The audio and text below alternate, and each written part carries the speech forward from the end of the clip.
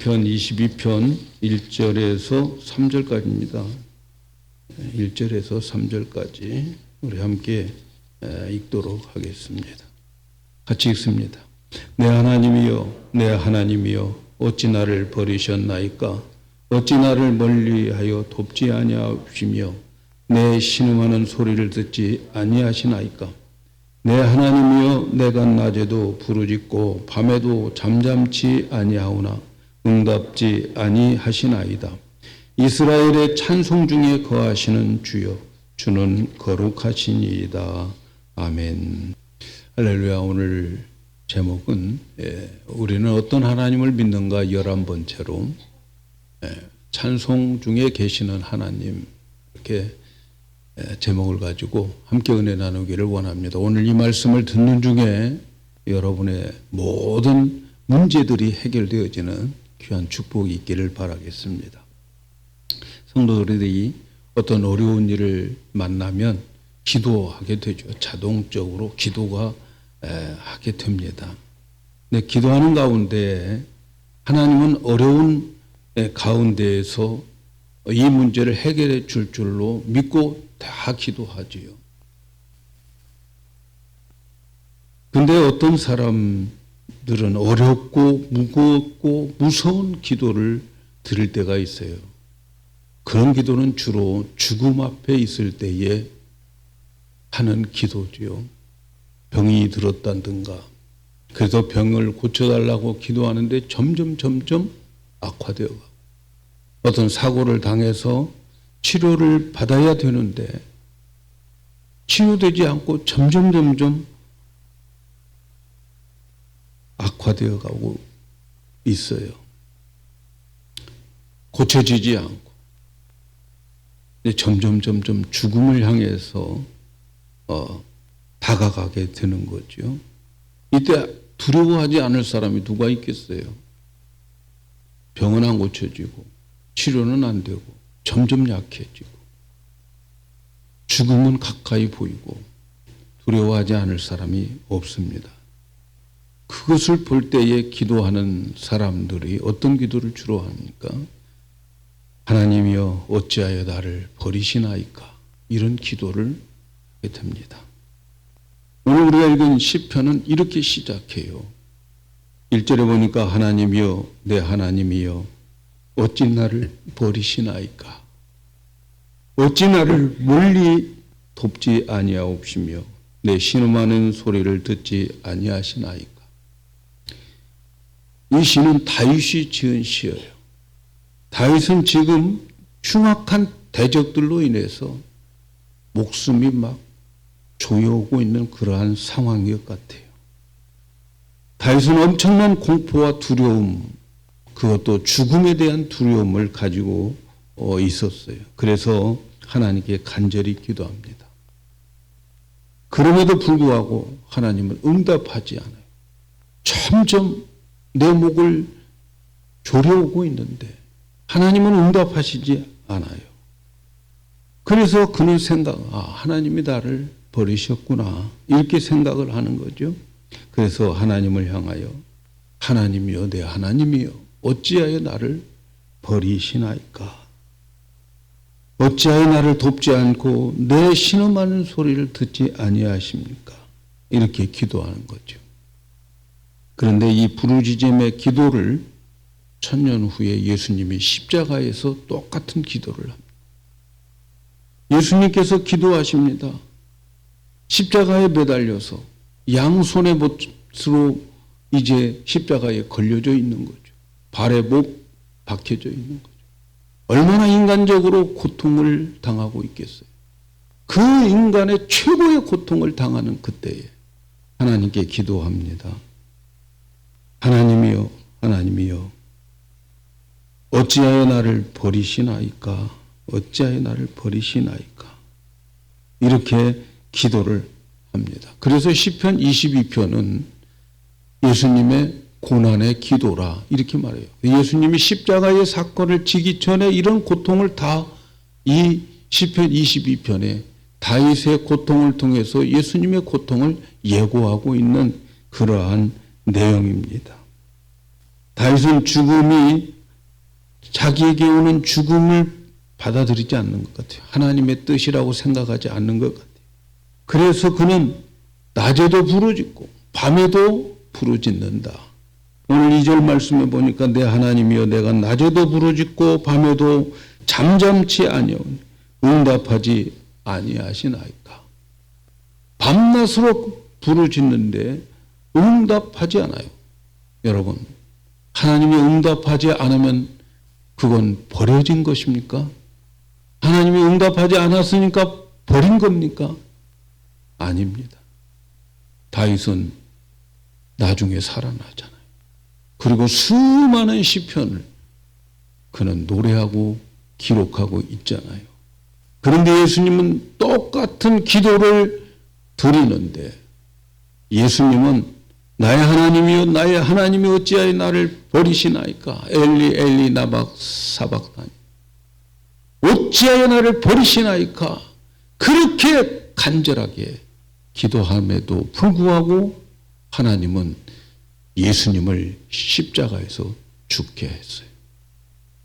사랑하는 여러분, 어떤 사람들은 예수님이 십자가에서 그렇게 기도했던 기도가 응답되지 않는 것 때문에 하나님이 버렸다고 생각을 할 수 있겠지만, 그러나 예수님이 십자가에서 응답되지 않은 기도를 드렸어도 하나님은 예수님을 버리신 게 아니잖아요.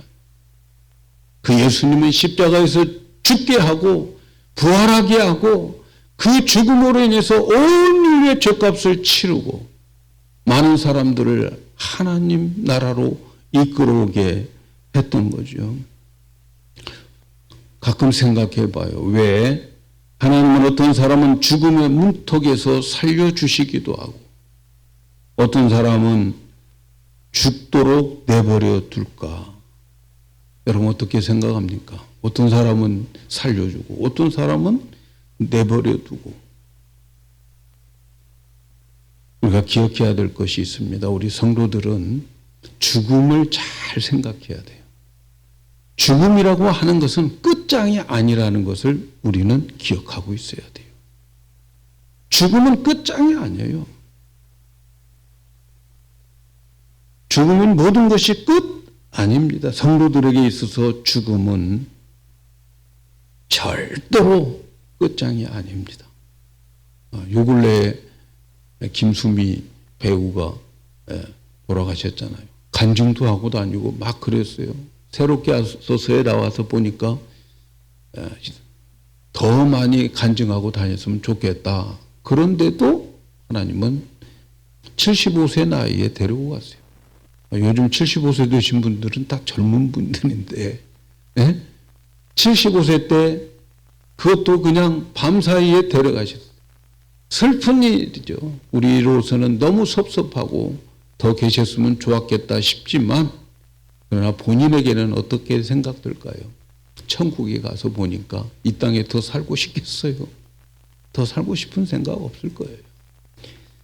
복된 죽음이라 저는 그렇게 생각을 하는데 어쨌든 여러분 하나님에게서는 죽음이 아무것도 아니에요. 우리는 죽음이 큰 문제인 것 같지요. 그런데 하나님은 죽는 것 문제가 아니에요. 우리를 이 세상에 더 두느냐 데려가느냐 하는 것은 전적으로 하나님이 결정하실 일이고 우리가 결정할 일은 아닙니다. 그래서 어떤 사람에게는 이 세상에서 더 하나님을 섬기고 하늘에 많은 상급을 쌓라고 우리의 생명을 연장시켜 주는 사람이 있는가 하면 어떤 사람은 그렇지 않는 사람이 있어요. 그러나 여러분 생각해 보세요. 성도들이 죽으면 어떻게 될까요? 여러분, 저와 여러분이 천국을 믿고 있다고 하면 우리는 죽으면 어디 갑니까? 끝장이 아니고 더 좋은 세상으로 가는 거예요. 아멘입니까? 네? 죽으면 더 좋은 세상으로 간다고요. 안 믿으시는 것 같은 얼굴이에요. 죽음은 더 좋은 세상으로 가는 거예요. 이 세상에 사는 것보다 죽어서 천국에 간다면 여러분 이 세상에 사는 것보다 진짜 천국을 믿는다면 이 세상에 사는 것보다 죽어서 천국에 가는 것이 천배 만배 더 좋은 거예요. 아멘 안 나올 줄 알았어.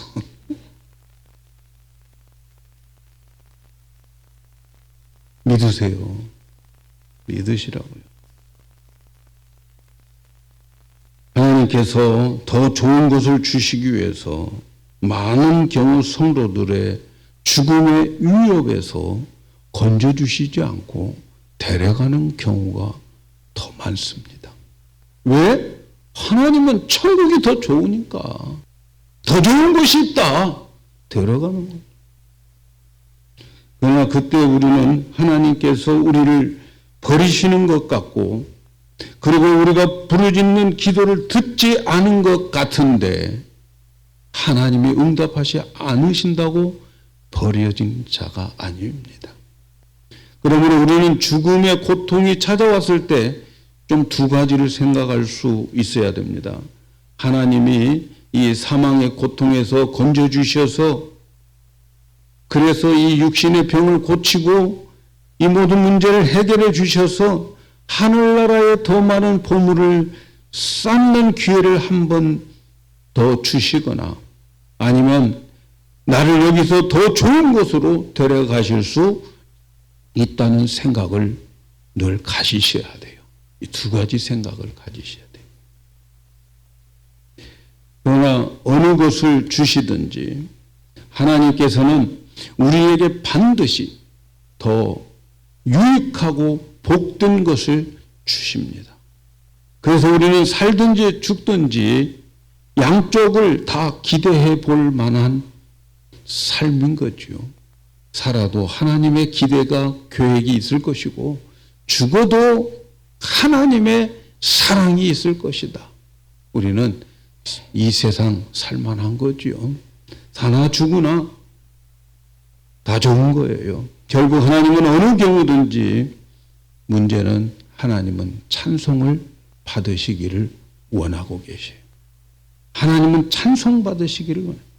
죽음에서 살려주는 것도 감사하고 하나님께 찬양해야 되겠지만 만약 우리가 나를 하나님이 내 기도 안 들어주셔서 나를 데려가더라도 그곳에 가면 어마어마한 세상이 기다리고 이 세상과 비교할 수 없는 하나님이 예비하신 그곳에 갔을 때에는 더 기뻐하고 더 감사하게 될 줄로 믿습니다. 오늘 우리는 시편 22편을 보면 대단히 어둡고 비참한 내용이 계속 나오고 있어요.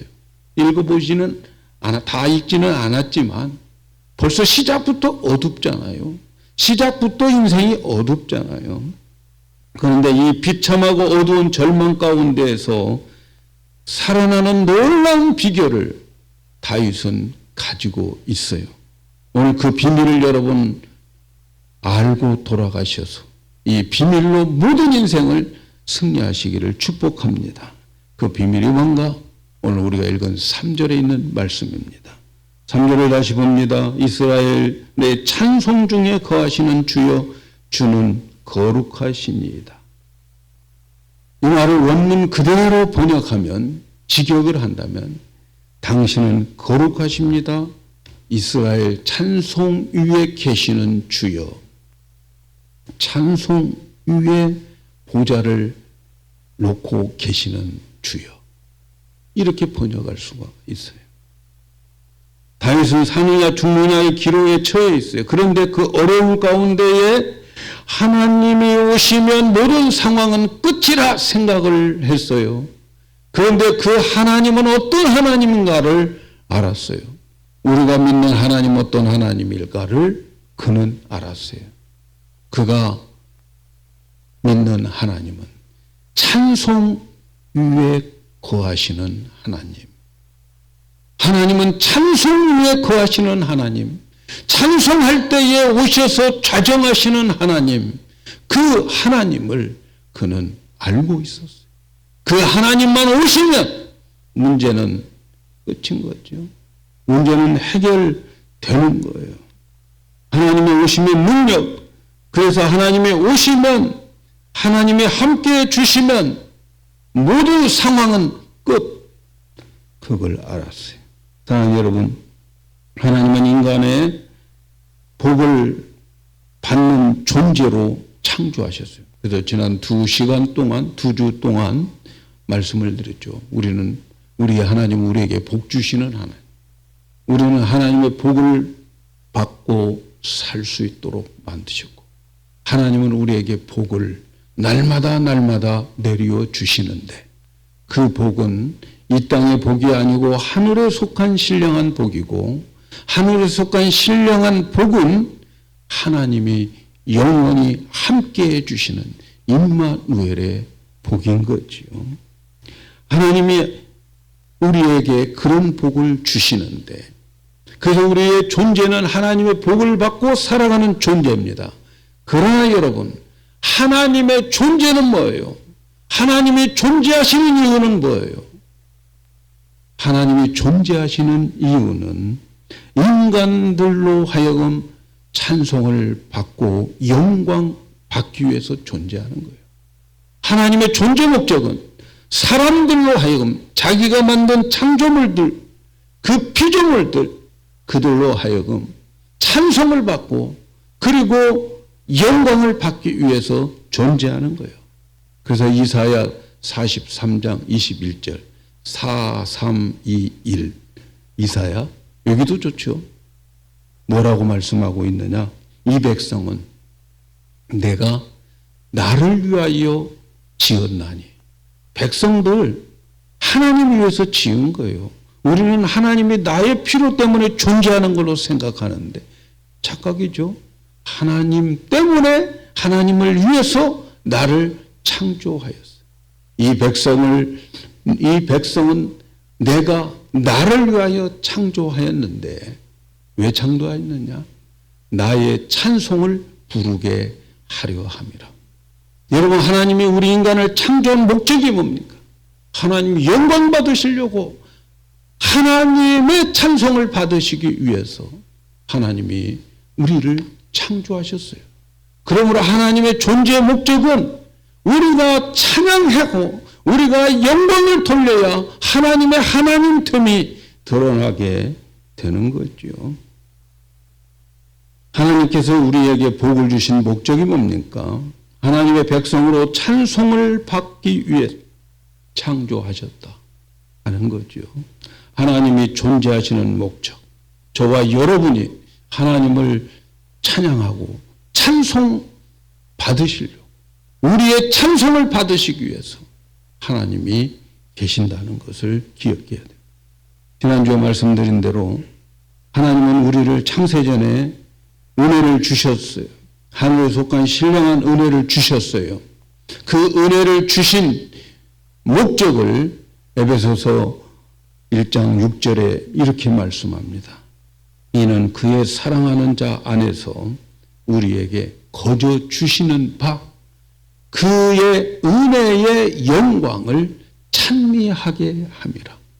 창세전에 우리를 복 주실 자로 예정하신 이유는 이제 우리가 하나님의 은혜를 그리스도 안에서 받고 주님 앞에 섰을 때에 그저 받은 은혜의 영광을 찬송한다. 우리가 은혜로 구원받은 거예요. 우리의 공로 없이 하나님의 사랑의 근거에서 우리에게 거저 주시는 그 은혜로 인하여서, 그래서 우리가 하나님을 찬양하고 찬양 받으시려고 우리를 창조하셨다. 이렇게 말씀하고 있습니다. 여러분, 전 세계에 어디를 가든지 공통된 말이 있어요. 공통된 단어가 있습니다. 어디 가든지 통하는 단어가 있는데 그게 뭔 줄 아십니까? 그 단어는 할렐루야입니다. 할렐루야. 아프리카에 가도 할렐루야는 통하고, 저 동남아시아를 가도 할렐루야가 통하고, 어디에 가든지 할렐루야는 통하게 되어 있어요. 할렐루야의 뜻이 뭡니까? 너는 주님을 찬양하라 하는 뜻이에요. 주님을 찬양하라, 하나님을 찬양하라 하는 뜻이 할렐루야입니다. 사람들은 다 세계 어느 곳에든지 하나님을 찬양하라. 참 놀랍죠. 인간에게 주어진 인간의 목적인 하나님을 찬양하면서 살아갈 수 있는 이 언어는 어느 곳에 가든지 할렐루야 다 통하게 되어 있습니다. 사실은 사람만 찬양하는 게 아니고 이제는 예수 그리스도 오심으로 인해서 만물이 다 회복되었어요. 꽃들이 찬양하고 나무들이 찬양하고, 그런데 사람은 꽃들이 찬양하고 있는데 꺾어 와버리잖아요. 네? 찬양의 다리에서 다 찬양하게 되어 있습니다. 하나님이 천국을 만드시고 우리를 그곳으로 초청을 하는 목적도 여러분 찬양받기 위해서 그렇습니다. 할렐루야. 이것은 이 땅에서의 용어지만, 이 땅에서의 예배의 용어지만 천국에서도 똑같이 할렐루야예요. 훗날에 우리는 천국에 가서도 할렐루야 이 언어는 사용될 겁니다. 하나님을 찬양하라 하는 이 할렐루야, 이것은 천국에 가서도 되어질 것입니다. 계시록 19장 1절에 이런 말씀이 있어요. 이 일 후에 내가 들으니 하늘에서 허다한 무리의 큰 음성 같은 것이 있어 가로되 할렐루야 할렐루야, 구원과 영광과 능력이 우리 하나님께 있도다. 천국에 가서 어린 양의 혼인잔치에 참여하는 그들이 할렐루야를 부르고 있어요. 하나님을 찬양해야 돼. 이 땅에서나 그리고 죽어 천국에 가서나 우리 모두는 다 하나님을 찬양하게 되어 있습니다. 계시록 19장 4절 5절도 그런 말씀이에요. 또 24 장로와 내 생물이 엎드려 보좌에 앉으신 하나님께 경배하여 가로되 아멘 할렐루야 하니 보좌에서 음성이 나서 가로되 하나님의 종들 곧 그를 경외하는 너희들 물은 대손하고 다 우리 하나님께 찬송하더라. 할렐루야 아멘 좀 많이 하세요. 네? 아멘 하고 싶어도 아무도 안 하니까 못하는 거예요. 저 우리 아멘 집사님이 외곤에 사는 우리 집사님, 임건한 집사, 그분이 오면 아멘이 좀 저쪽에서 들려. 근데 아멘 소리 많이 하면 창피해요. 누가 흉봅니까? 여러분 어떤 분이 그런 말을 하더라고요. 환상을 봤는데 천군 천사들이 이 축복을 가지고 다니는데 말이죠. 교회 예배당에서 이렇게 다니는데 그 축복을 누구한테 준가 했더니 아멘 할 때 할 때 벌리는 사람에게만 주더라는 거야. 예. 아멘 좀 하세요. 하나님의 말씀이 내 마음에 와 닿으면 아멘. 이건 천국에서도 하는 용어고 할렐루야 이 땅에서도 하는 용어고, 아멘 할렐루야는 영원한 언어입니다. 하나님의 언어예요.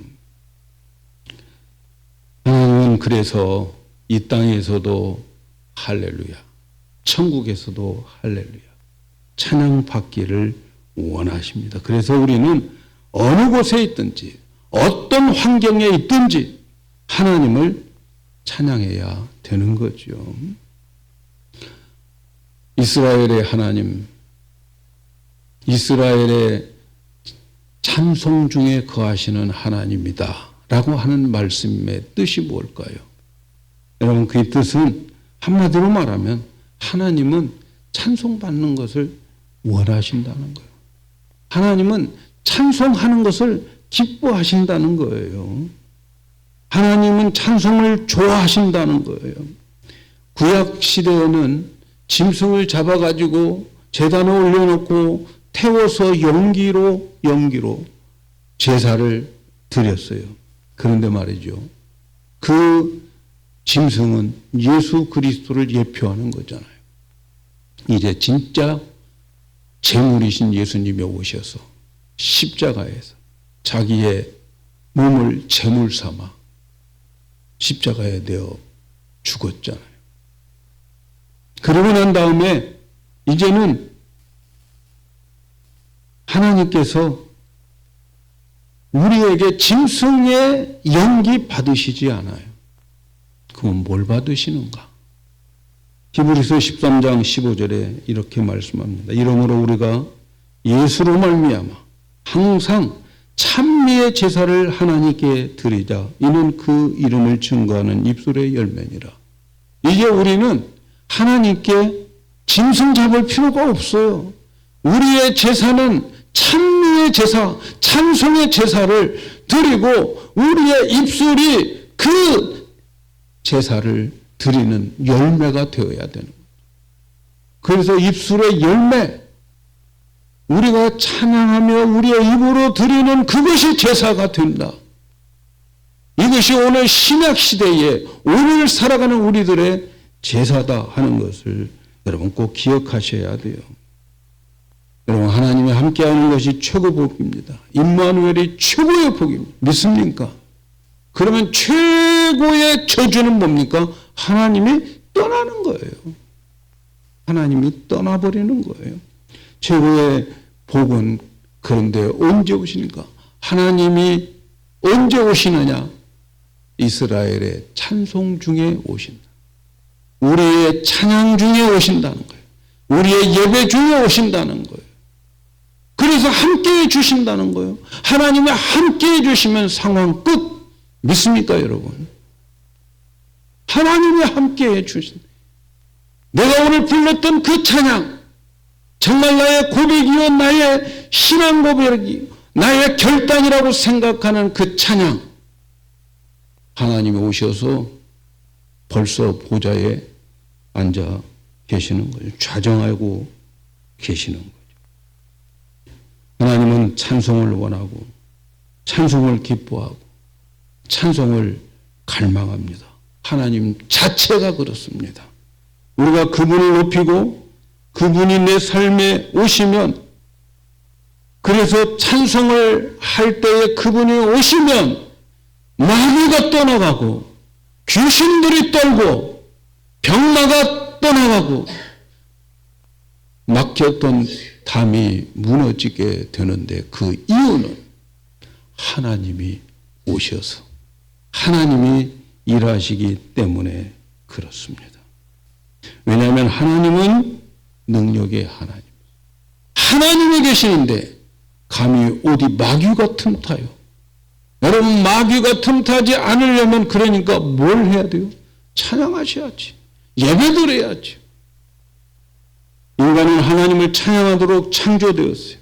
하나님을 찬양하면 하나님은 우리에게 임재해 주셔서 우리의 모든 것을 감당해 주시고 이끌어 주시고 해결해 주시고, 그리고 천국에서 찬양할 수 있는 천국 시민으로 길들여 주시는 거예요. 여기서 우리가 찬양을 싫어하면 천국에 안 가야 돼요. 여기서 예배가 싫어지면 천국에 안 가야 돼요. 천국은 찬양과 예배를 하는 거죠. 그러나 여러분, 우리에게 문제가 해결되지 않는 일들이 있고 꼬이고 해결되지 않는 것들은 하나님 오시면 끝납니다. 믿습니까, 여러분? 그런데 그 하나님이 오실 수 있게 하는 비밀이 뭐예요? 찬양이에요. 찬양. 찬양을 하면 하나님은 찬양 중에 오십니다. 여러분, 노래는 힘이 있어요. 세상 노래에 힘이 있어요. 농부들 너무너무 힘들고 떼아빛에서 일하는 게 너무 힘들고, 그래서 농부들은 농부가 부르는 노래를 만들어서 함께 합창하면서 그 어렵고 힘든 피곤한 몸을 이끌고 농사를 지면서 살아가요. 어부들은 바다에서 파도와 싸우고 바람과 싸우고 추위와 싸우면서 그들은 고기를 잡고 있지만 그런데 그들에게도 노래가 있어요. 뱃노래가 있어요. 그 노래를 부르면서 그 그물을 내리고 고기를 잡으면서 그들은 힘을 얻습니다.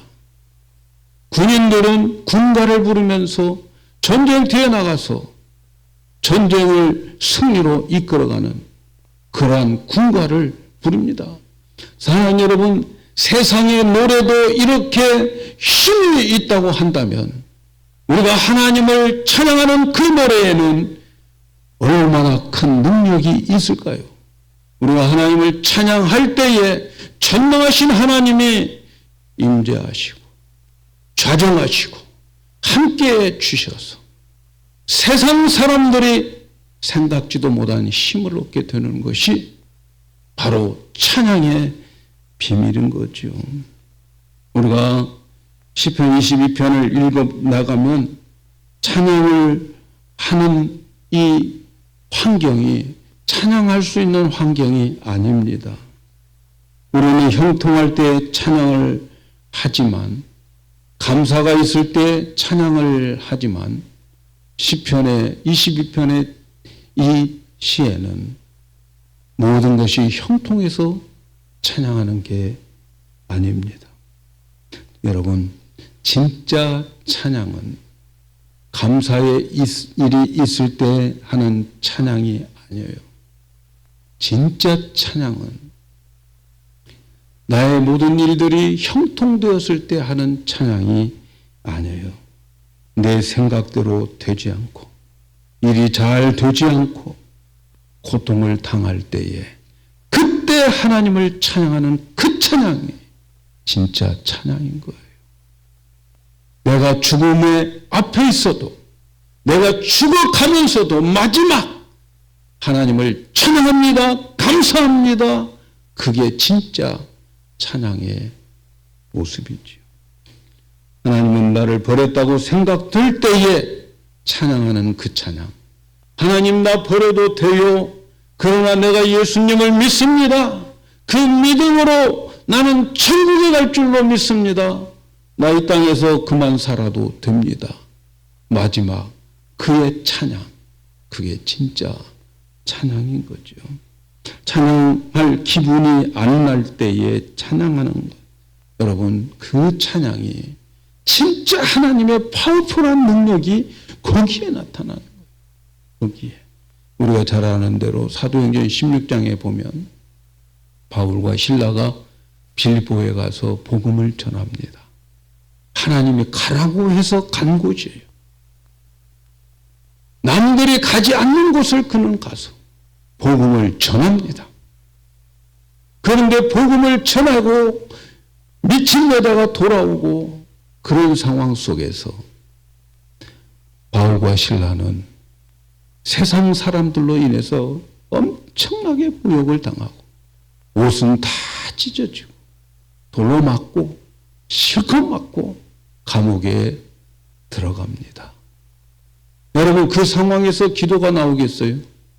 그 상황에서 무슨 기도가 나오겠어요? 하나님 도와주셔야지요. 내가 남들이 하지 않는 일을 하고 있었잖아요. 가라고 해서 내가 여기 왔잖아요. 하나님께 따지며 기도할 수도 있겠지만, 그러나 그들은 하나님을 찬양했다는 거예요.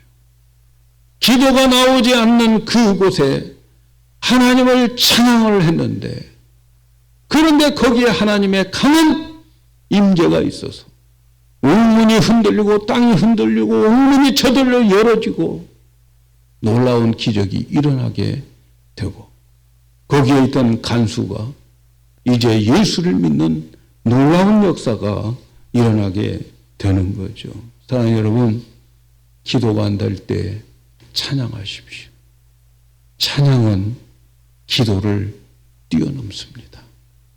기도가 안 나오고 기도할 분위기가 아니고 도저히 하나님 찾을 수도 없는 그 상황 속에 그때 찬양하는 찬양이 최고의 능력이 나타나는 시점인 것을 기억을 하시기를 바랍니다. 강력한 능력이 나타나요. 찬양이라고 하는 것은 감사가 포함되는 거예요. 찬양이라고 하는 것은 내 믿음이 포함되는 거예요. 감사가 없는 찬양은 그저 노래입니다. 세상 사람들이 부르는 그런 노래예요. 감사가 있는 노래가 찬양이죠. 여러분, 찬송은 그리스도인들이 여러 가지 행해야 할 목록 중에서 선택하는 선택 과목이 아닙니다. 그리스도인들에게 있어서 찬양은 필수 과목이에요. 이 찬양만 잘하면 되는 거예요. 어떤 일을 만나도 하나님께 찬양하는 그 마음만 있으면 하나님은 거기에 계시고 모든 문제들이 풀려가요. 되어 있습니다. 하나님은 우리를 기뻐하셔요. 어떤 사람들 찬양하는 자들을 기뻐하십니다. 하나님 찬양 듣기를 원하십니다. 우리 교회 예배에는 찬양이 좀 많죠. 찬양이에요. 사실 구약의 예배는 거의 찬양입니다. 거의 찬양. 그런데 이 찬양을 부를 때에 여러분 따라 부르면 안 돼요. 저 찬양이 나의 고백, 나의 믿음, 나의 결단이 되어야 하나님이 임재하시는 거예요. 일이 잘 되었을 때만 찬양하면 안 돼요. 우리가 찬송하고 싶고 기분이 찬송해야 할 기분일 때에 찬양하면 안 돼요. 물론 그때도 찬양해야 되겠지만 그러나 모든 일이 잘 되었을 때만 찬양하면 안 된다는 말씀이에요. 우리 상황 속에서 참 어렵고 힘든 그러한 일, 예배 드릴 기분이 안 나고 찬양할 기분이 안 나고 기도할 기분이 안 날 때에 그때 찬양을 하면서 살아요. 찬송하면서 사시기를 바랍니다. 놀라운 일들이 벌어지게 돼요. 진실한 찬송을 함께 드려야 돼요. 예배 때 따라 부르는 노래가 아니라 정말 저 오늘 찬송이 나의 고백, 나의 믿음, 나의 결단이 되어지는 그러한 찬송을 부르십시오. 그래서 여러분의 문제가 내 찬송이 들려지게 하세요. 사탄이 내 찬송을 듣게 하세요. 여러분의 질병이 내 찬송을 듣게 하세요. 나의 모든 막혔던 담들이 내 찬송을 듣도록 하십시오. 거기에 하나님이 임재하게 될 줄로 믿습니다. 사랑하는 여러분, 저와 여러분은 하나님으로부터 영원토록 찬송하는 자로 하나님은 우리를 통해서 찬송받기 위해서 이 땅에 보내주셨고 택해 주셨고 인도해 주셨습니다. 이 목적을 삼고 우리는 하나님 찬양하며 살다가 영원한 천국에 가서 하나님을 찬양하는 우리 모두가 되기를 예수님의 이름으로 축복합니다.